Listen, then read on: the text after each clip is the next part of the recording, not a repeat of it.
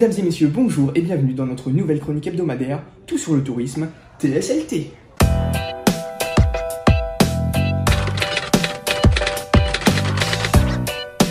Nous sommes en plateau avec notre consultante, Madame Junis. Bonjour Monsieur Gontier. Bonjour à vous. Alors tout de suite, nous retrouvons en duplex notre historienne spécialisée en développement du patrimoine, Madame Louise Lefrère. Est-ce que vous m'entendez? Allô? Allô? Ah, je constate qu'il y a un petit problème technique, ne vous en faites pas, nous allons très vite régler cela.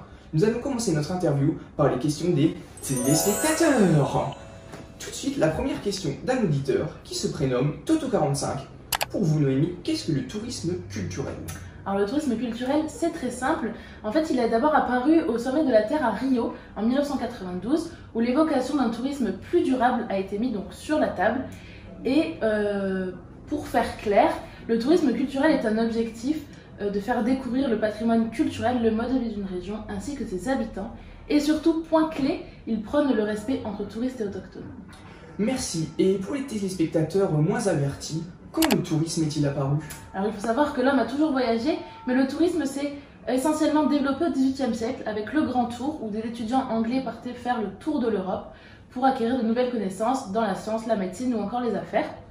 Et c'était surtout un tourisme très élitiste, concentré notamment sur les littoraux ou en montagne. Très bien, merci. Et dernière question, cette fois-ci d'une auditrice, Marie 2845, qui se demande comment se positionne la France dans le tourisme culturel. Alors il faut savoir que la France est une destination art de vivre par excellence. Et juste pour parler un petit peu chiffres, en 2017, le tourisme a rapporté plus de 168 milliards d'euros, ce qui fait à peu près 2,3% du PIB.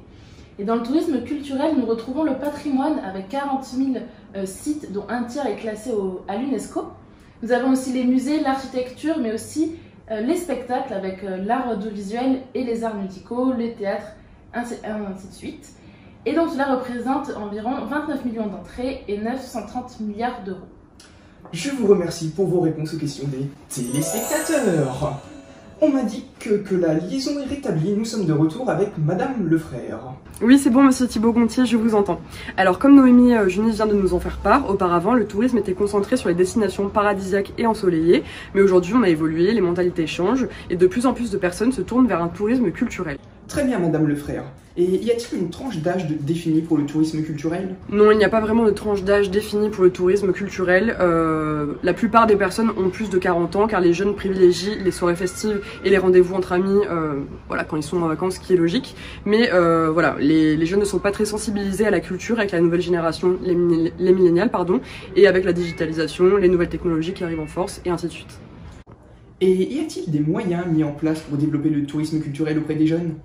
Oui, exactement. Il y a beaucoup d'idées qui émergent au jour d'aujourd'hui avec l'utilisation d'Internet, la télévision et les stars connues mondialement. Par exemple, Jay-Z et Beyoncé ont réalisé un clip au musée du Louvre, ce qui permet donc de donner de la visibilité au musée, de donner envie aux jeunes d'aller voilà, visiter.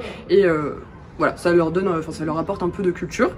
On a aussi l'émission présentée par Stéphane Bern qui s'appelle Secret d'Histoire, qui est une émission qui met en valeur des lieux et des monuments culturels emblématiques à l'échelle nationale et internationale.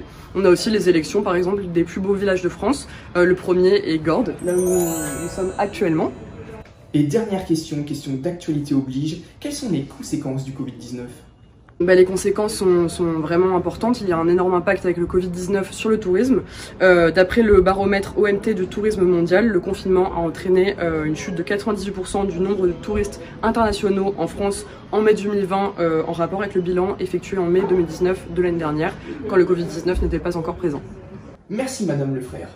Quelque chose à ajouter Madame Junis? Alors oui, juste pour compléter les propos de Madame Lefrère, nous constatons que certains maires mettent en place des journées du patrimoine avec des escape games, des chasses au trésor.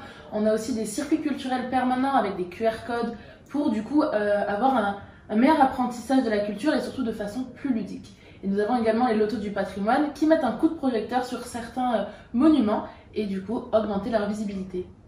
Merci à vous.